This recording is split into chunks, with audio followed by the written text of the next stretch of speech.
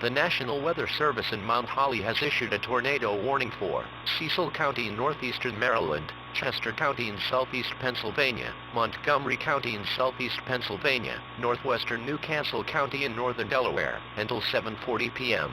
At 6:50 p.m., National Weather Service Doppler radar indicated a severe thunderstorm capable of producing a tornado. This dangerous storm was located near Bayview, or 14 miles northeast of Northeast, and moving northeast at 45 miles per hour. In addition, at Westminster, a rotating wall cloud was reported by train spotters at 5:44 p.m. with this storm.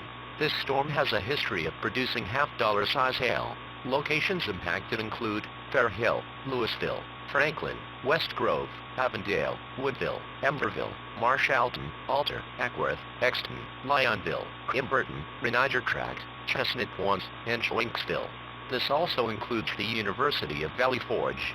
Take cover now. Move into an interior room on the lowest floor of a sturdy building. Avoid windows if in a mobile home, a vehicle, or outdoors. Move to the closest substantial shelter and protect yourself from flying debris.